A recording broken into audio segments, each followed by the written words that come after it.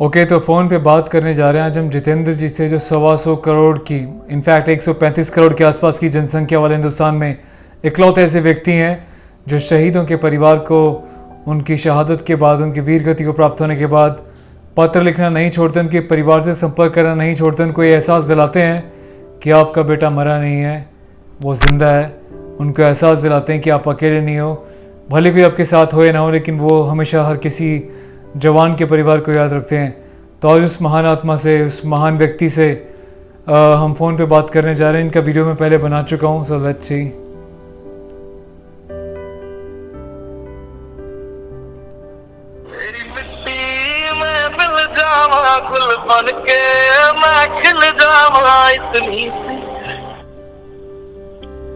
Hello Jitendra ji नमस्कार, जय हिंद। नमस्कार सर, जय हिंद। कैसे हो साहब? मैं बहुत अच्छा हूँ साहब। मैं रात में भी ड्यूटी पर बैठा हूँ। अरे साहब हैट्स ऑफ है आपको यार, रात में भी ड्यूटी पे बैठे हुए हो। हाँ साहब, अभी कोरोना में थोड़ा सा प्रॉब्लम हो गया साहब, तो अभी मेरी दिन की ड्यूटी हाफ ड्यूटी और हाफ सैलरी कर दी, तो मैं रात में भी ड्यूटी जाता हूँ और दिन में भी जाता हूँ सर। साहब वाकई मानना पड़ेगा आपको, आपके जो जज्बा है ना, मतलब लगता है कि 135 करोड़ वाले हिंदुस्तान में आप इकलौते ऐसे व्यक्ति हो जिनके पास 11 टन तो डेटा है पूरे देश के आर्म फोर्सेस का। कौन सा जवान कब वीर गति को प्राप्त हुआ, कौन सा परिवार, कौन सा रेजिमेंट, इतना सारा डेटा तो सर किसी रेजिमेंट के पास भी नहीं जो आपके पास है। लेकिन मुझे बहुत दुख हुआ इस बात का कि आपकी कदर नहीं है हिंदुस्तान की सरकारों को, और आम नागरिक आपके बारे में जानता भी नहीं है, जो कि बहुत बड़ा दुर्भाग्य है। लेकिन मैं सलाम करता हूँ आपके देशभक्ति के जज्बे को, और अपने चैनल रॉयल सोल्जर के माध्यम से जुड़े हर एक व्यक्ति को जो आपका वीडियो ने प्रसारित किया, तो आपने मुझे खुशखबरी दी कि आपको कहीं उम्मीद नहीं थी कि आपको ठीक से खाने के लिए पैसे भी नहीं थे। मुझे ऐसे बोलने में दुख तो लग रहा है साहब, लेकिन जो हकीकत है, कड़वा सत्य तो सत्य है। लेकिन 2-3 दिन में आपने बताया इतने हेल्प हुई रॉयल सोल्जर चैनल के माध्यम से सर, मुझे वाकई बहुत खुशी हुई इस बात को जान के। सोचा आपके साथ एक स्पेशल वीडियो कॉल किया जाए, और जरूर। और अपने साथियों को आपकी मैं आवाज़ सुनाई दे रहा हूँ, आप अभी जो है आपकी आवाज़ सुन पाएंगे सभी लोग। तो आप जो बोल रहे हैं आपकी आवाज़ स्पीकर पे रिकॉर्ड हो रही है। अच्छा सर।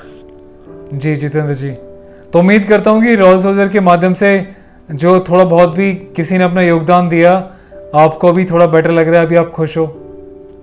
हाँ मैं बहुत खुश हूँ साहब।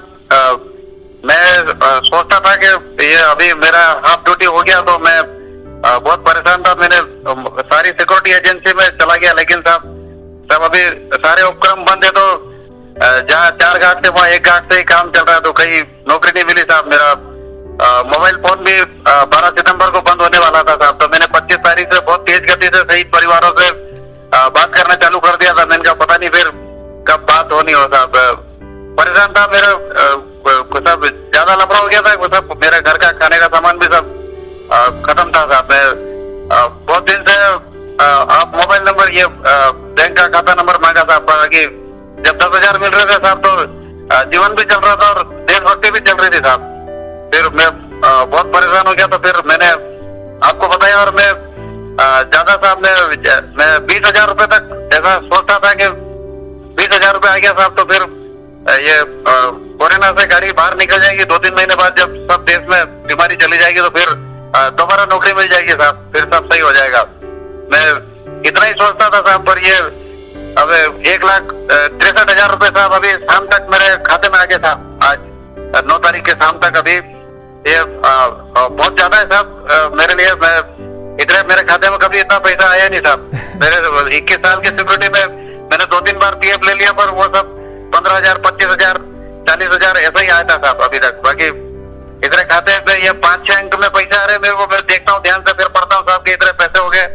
अब इसका सही ढाल बनाऊंगा साहब मैं, ये सब सही जवानों के नाम पे ये लगा दूंगा साहब ये पैसा।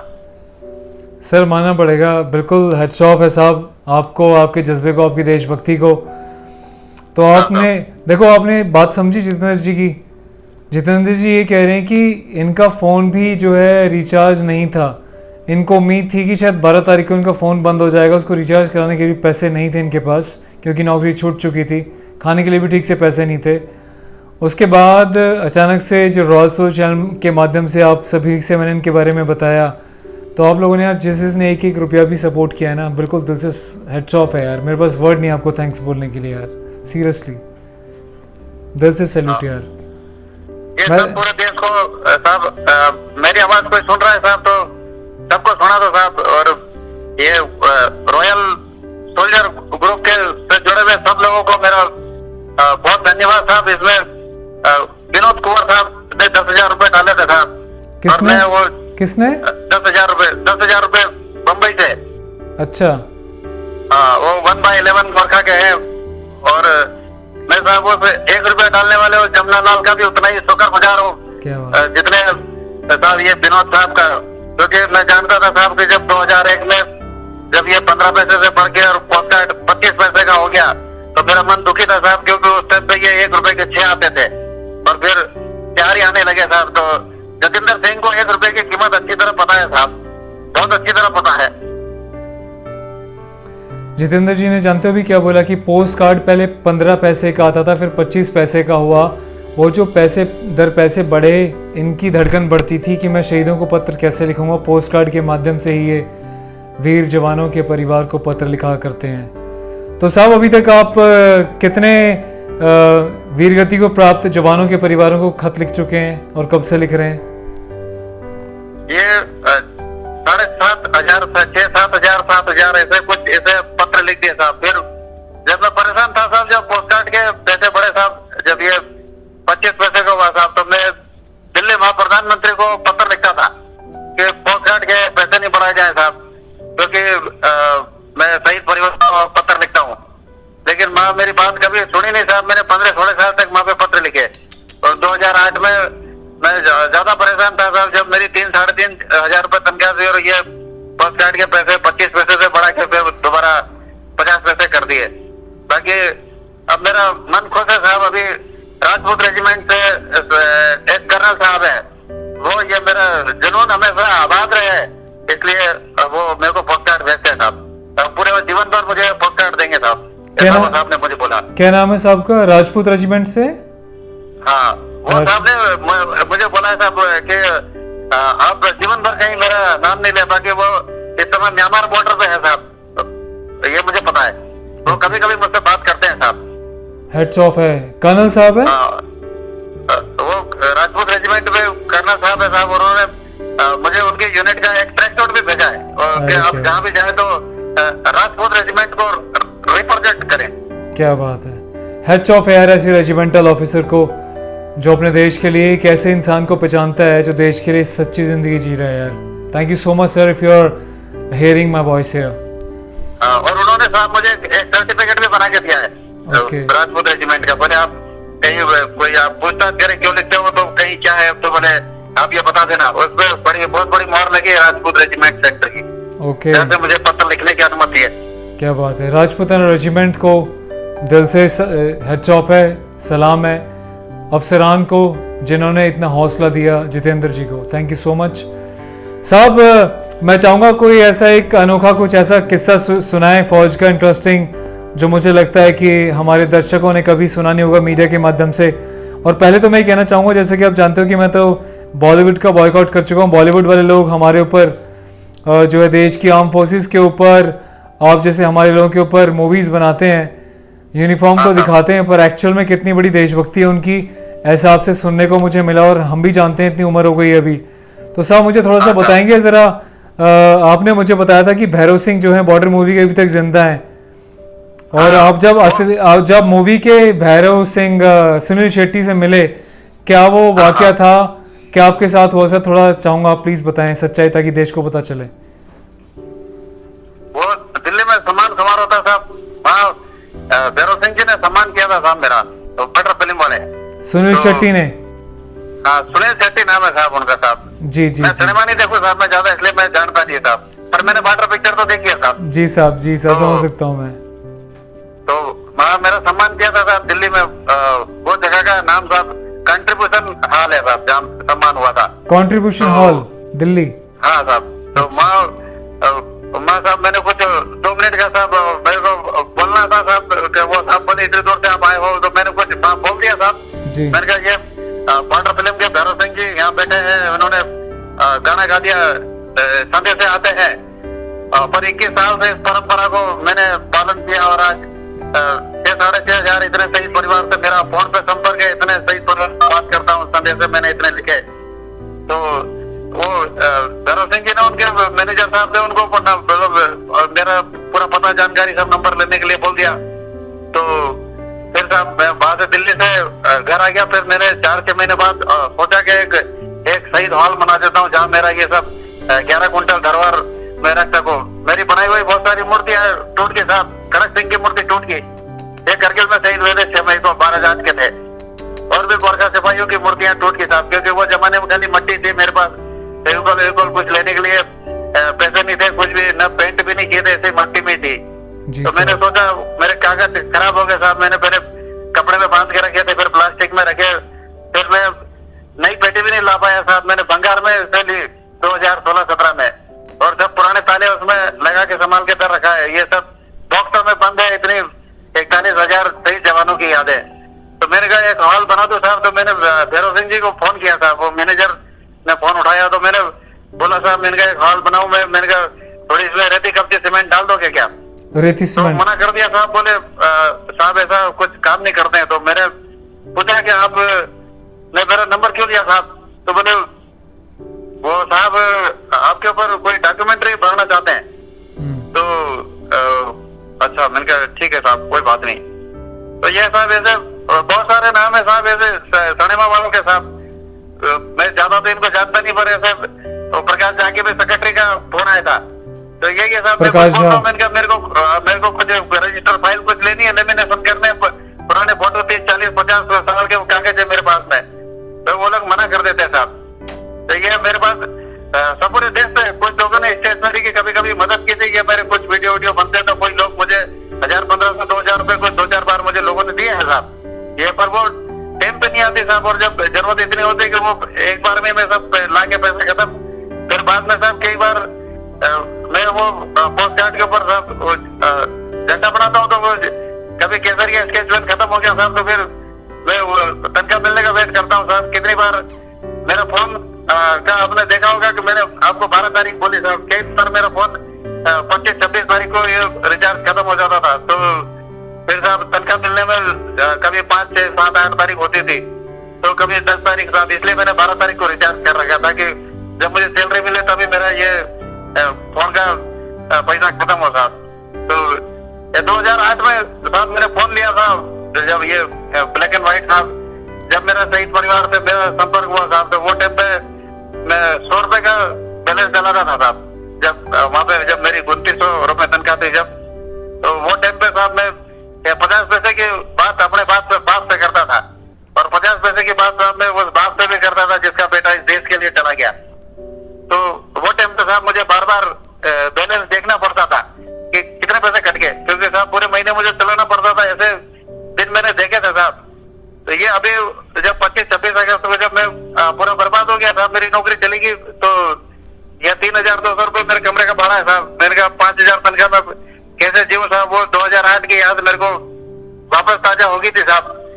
पर ये आपने ये सब जगह पे मेरी जानकारी डाल दी साहब, और पूरे देश से जो ये पैसे आगे साहब, ये देशवासी का रॉयल सोल्जर की तरफ से साहब मैं बहुत शुक्रगुजार हूँ साहब। और इससे पता चला कि देश मेरे साथ है साहब। बिल्कुल साहब, बिल्कुल साहब। आपको नहीं साहब, धन्यवाद की बात ही नहीं है, हमारा सौभाग्य है।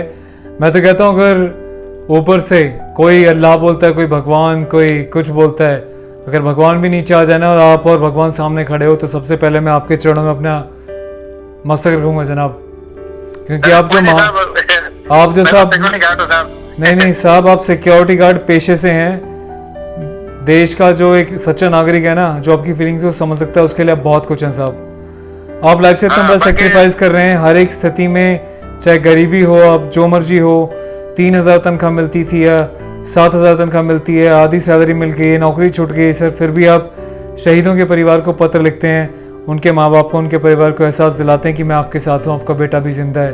तो सर ये हिंदुस्तान में कोई नहीं कर सकता। जवानों के फोटो साहब, ये मेरी जानकारी से उनके घर पहुंचे साहब, बहुत सारों के पास थे भी नहीं। बाकी ये कि साहब कुछ लोगों के साथ दिमागी ऐसे होते हैं। मैंने इतने साल में LNT Larsen turbo Tata, British gas, engineering university, बड़े स्कूल, हॉस्पिटल, अमेजोन, फ्लिपकार्ट और बड़े बड़े मॉल, मैंने कहा साहब मैंने ड्यूटी कर ली, 17 ड्रेस पहन ली मैंने सिक्योरिटी की। लेकिन ये बड़े राष्ट्रीय अंतर्राष्ट्रीय समाचार पत्र, ये द हिंदू 12-15 रुपए का पेपर है साहब, पूरा इंटरनेशनल अफेयर आते हैं उस पेपर में मेरी खबर आई, टाइम्स ऑफ इंडिया में, हाल इंडिया में, और भी पता नहीं कौन कौन से अंग्रेजी नाम वाले समाचार पत्रों में साहब 3 किलो पेपर में खबर आएगी मेरी अभी तक। अच्छा। तो ये सब कोई जो कंपनी के मैनेजर, जनरल मैनेजर गेट पे साहब गाड़ी खड़ी करके, हेलो जितेंद्र सिंह आप बहुत अच्छा काम करते हैं, मुझे धन्यवाद तो देते थे साहब, लेकिन कुछ मुझे कभी आज तक सुपरवाइजर भी नहीं बनाया साहब। मैं बहुत बोलता था, मैंने मेरी आंख दुखती है, मेरे को दिन में छुट्टी दो, तो भी साहब नहीं मिले। ये कुछ मन वाली बात होती है साहब। पुणे का सोमनाथ बाबूराव कोलते एक अनपढ़ दर्जी है साहब, उसने कभी मेरे को देखा नहीं, उसके पास कीपैड फोन है, मैंने भी उसको कभी देखा नहीं, लेकिन उसको मेरी जानकारी मिली साहब, तो वो हर दिन शाम को मुझे फोन करता है और वहां से मुझे जय हिंद बोलता है साहब। तो ये देशभक्ति वाली बात है साहब, इसे पढ़ी लिखी और शिक्षा से इसका ताल्लुकात नहीं होता साहब। बिल्कुल साहब, जो देशभक्त होता है वो होता है साहब। बिल्कुल साहब, मानना पड़ेगा इस बात को। देशभक्ति बड़े बड़े संस्थानों में पढ़ने से या बड़ी बड़ी डिग्री लेने से नहीं आती, वो जज्बा तो भारत माता के सच्चे सपूतों में ही होता है जनाब। समझ सकता हूँ मैं आपकी बात। मैं तो बिल्कुल एक कॉमन मैन था साहब। हमारा जिला भरतपुर पिछड़ा हुआ है साहब, वहाँ पे भारतीय सेना और पता नहीं वहाँ का रोजगार है साहब, वहाँ से 7 जनरेशन भारतीय सेना में चल रही है। मैं बिल्कुल कॉमन मैन था। मैं कारगिल की लड़ाई के टाइम पे मैं खुद भर्ती देख रहा था जब लड़ाई चली जब साहब, फिर ये बम धमाका हो गया साहब, मेरे गांव के आसपास के 13-14 जवान शहीद हुए। मैं समाचार पत्र में शहीद की खबर देखता था, और ये लड़ाई गर्मी के टाइम पे चली साहब, जब गर्म हवा और लू के थपेड़ों में 10,000 की तादाद में ग्रामवासी ये प्लास्टिक के जूते पहन के शहीद जवान को अंतिम विदाई देने जाते थे। और जब सेना का ट्रक शहीद जवान की बॉडी लेके जैसे ही गांव में प्रवेश करता, तो हजारों की तादाद में ग्रामवासी जोड़ते, चिल्ला उठते, जब तक सूरज चांद रहेगा मान सिंह तेरा नाम रहेगा। ये सब मैंने साहब आंख से देखा। फिर मैं देखता था साहब, फिर उसी टाइम पे फौजदार के सिपाही अर्जन राम शहीद हुए। ये राजस्थान के नागौर जिले के थे, कैप्टन सौरभ कालिया के साथ में शहीद हुए थे। तो उनके पिता चौखाराम ने कहा कि बेटा गया तो क्या हुआ, बदन तो सलामत है। ये वो पंक्ति थी साहब जो मेरे अंदर राष्ट्रभक्ति होगी। फिर मैं शहीद जवानों की जानकारी साहब संग्रह करने लगा वो दिन से।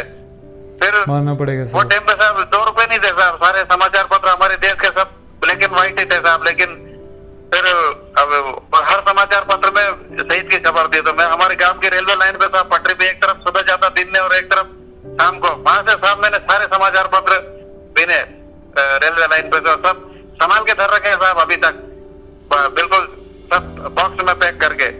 फिर वही टाइम पे पता चला साहब कि हमारे देश में फोन नहीं थे, तो शहीद जवान की लिखी हुई अंतिम चिट्ठियां उनके शहीद होने के 15-20 दिन महीने बाद तक आती रही। उसमें लिखा था, पिताजी मैं यहाँ ठीक हूँ, आप कैसे हो, लिखना। तो फिर साहब मैंने तभी से यह प्रण किया कि ये शहीद जवान की अंतिम चिट्ठी नहीं है, इनके परिजनों को मेरी चिट्ठी हमेशा मिलती रहेगी। फिर साहब मैं इनको, इनके परिवार को साहब 15 पैसे के जमाने से ये पत्र लिखने लगा साहब। क्या यार साहब, क्या बोलूँ मैं, मेरे पास शब्द नहीं है, क्या बोलूँ मैं आपको साहब। वाकई हैट्स ऑफ।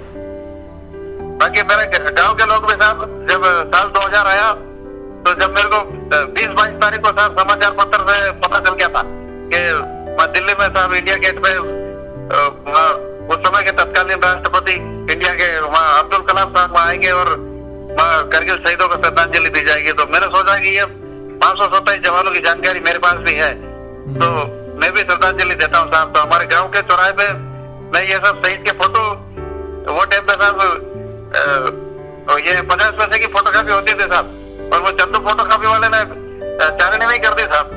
फिर चिपकाने के लिए खोजने साहब तो आटे की लाई से साहब मेरे गांव के चौराहे पे शहीद के फोटो चिपका दिए साहब। बाकी 1 साल हो गया था तो लोग कारगिल को भूल गए थे, वहाँ कोई आया ही नहीं था साहब, क्योंकि मेरे पास फूल मोमबत्ती और ये म्यूजिक सिस्टम मजमा लगाने का कोई सामान नहीं था। तो मैं शहीद का गुनहगार हूँ साहब, मैं ठीक से हाईलाइट नहीं कर पाया। नहीं साहब, कैसी बात कर दी यार, गुनहगार कैसे हो गए यार। बाद के साल में साहब गांव वालों को पता चला साहब, और शहीदों के सम्मान में बहुत सारे लोग वहाँ आने लगे साहब, और खूब सारे फूल लाते साहब, और वहाँ म्यूजिक सिस्टम लगा देते साहब, टेबल लाते, मोमबत्ती लाते साहब, बहुत सारी अगरबत्ती लगाते शहीद के फोटो पे, और मेरे से साहब, फिर बाद में 1 रुपया भी नहीं लिया साहब, और सब पैसे गांव वाले खर्च करते हैं। मुझे बोलते थे कि आप सिर्फ गांव वालों को ये बताओ कि इतने सारे जवान कैसे शहीद हो गए। तो मेरे पास शहीद की शोर गाता सुनाता था साहब। फिर गांव वालों ने उस जगह का नाम बदल के और कारगिल चौक रख दिया साहब। अच्छा, कारगिल चौक। कारगिल चौक साहब। और अब गांव वाले मुझे मेजर साहब के नाम से जानते साहब, मेरा असली नाम भी किसी को पता नहीं। अच्छा, मेजर साहब के नाम से ही जानते हैं आपको लोग? हाँ, पर ये एक बहुत बड़ी एक मजाक सी बात है साहब कि मैं मामूली आदमी हूँ साहब, सिक्योरिटी में मेरे को ज्यादा छुट्टी नहीं मिलती, मैं साल में एक बार ही घर जा पाता हूँ साहब, दिवाली पे। तब उनके बापों को देख के नए जमाने के जो छोरे वो भी मेरे को मेजर साहब बोलते हैं। अब बाकी किसी को पता ही नहीं ये खाली सिक्योरिटी गार्ड है। अब मैं दिखता भी एक बार ही हूँ साहब,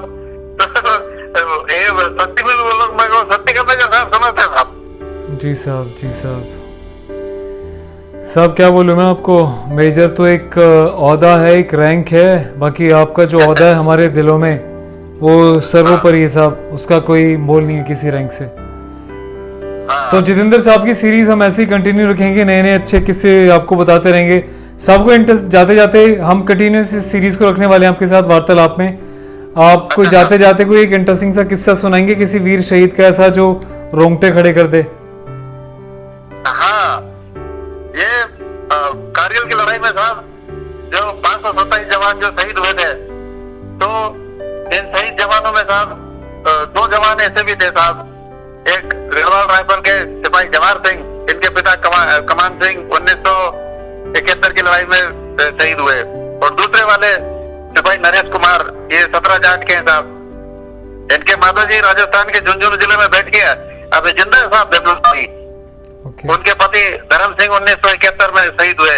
ये पिता और पुत्र दोनों शहीद है साहब। ये वेरीवाल नदी में शहीद हुए थे, पाकिस्तान बॉर्डर पे। मां फाजिलका में उनकी याद में बहुत बड़ा एक स्मारक बना हुआ है साहब, और वो गांव वाले उन शहीदों की याद में मेला भी लगाते हैं साहब।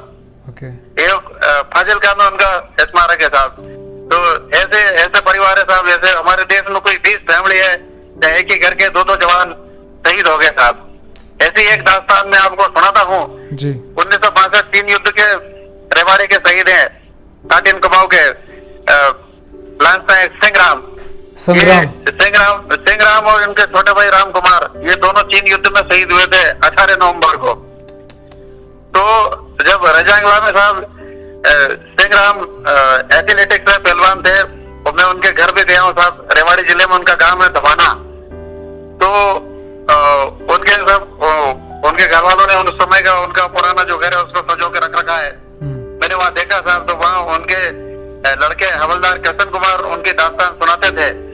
तो जब सिंहराम बड़े लंबे चौड़े कद काठी के एथलेटिक्स पहलवान थे साहब, तो चीनी सैनिक उनके हाथ से पकड़ भी नहीं आ रहे थे, तो वो दोनों हाथ से उनको पकड़ के और उनके सिर कुचल के और खत्म कर रहे थे चीनी सैनिकों को।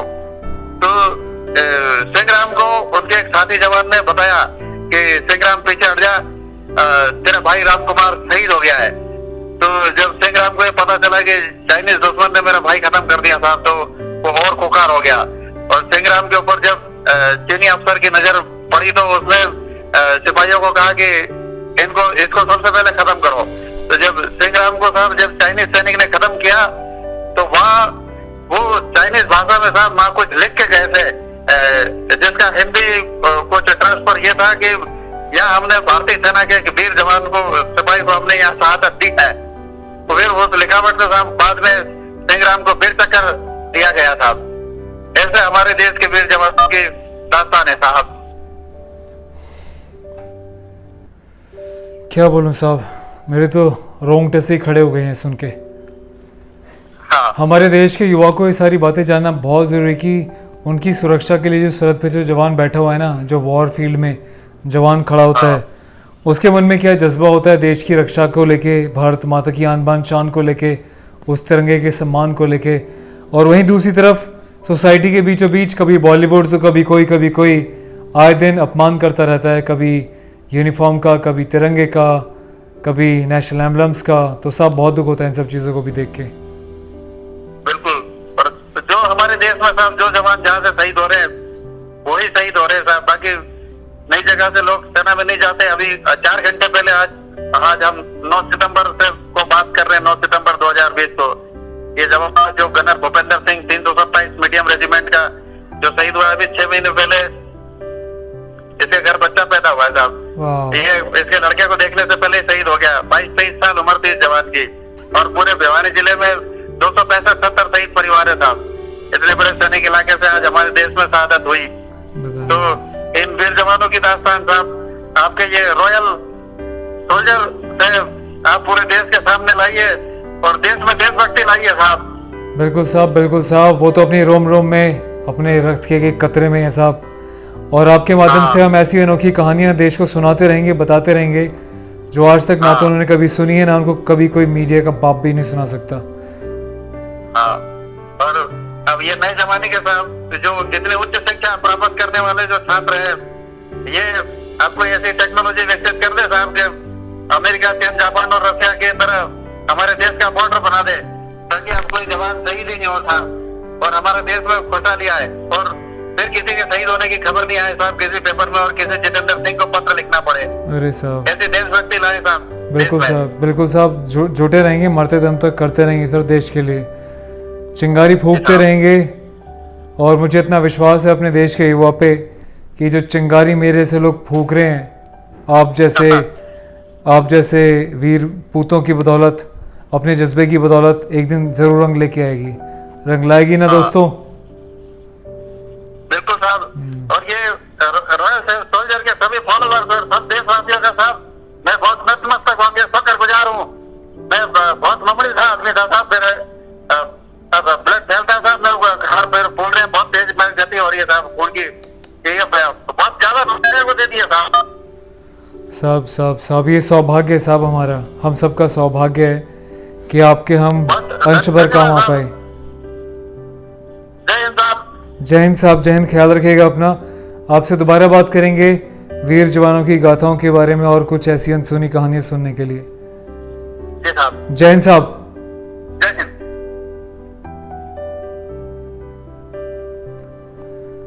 तो दोस्तों सुना आपने जितेंद्र जी का जज्बा। दिल से एक बार सलाम है यार उन सभी को जिन्होंने पूरा वीडियो सुना है इनका, बीच में हटे नहीं, भागे नहीं, क्योंकि ऐसे देश के सच्चे देशभक्त को सुनना भी मुझे लगता है कि बहुत बड़ी उपलब्धि है यार। कमेंट में राय दीजिएगा, वीडियो को शेयर कीजिएगा, भले ही थोड़ा सा लंबा वीडियो हो गया है पर शेयर कीजिएगा, हिंदुस्तान को बताइएगा कि हमारे वीर जवान हमारे देश के बीच कैसे कैसे लोग हैं और क्या क्या उनकी कहानियाँ तो कुछ भी नहीं है, बहुत अमेजिंग स्टोरीज़ हैं जो आपको मैं इस चैनल के माध्यम से आगे सुनाने वाला हूँ। तो ध्यान रखिएगा अपना, अगली कड़ी में जल्द मिलते हैं। Take care of yourself. जय हिंद।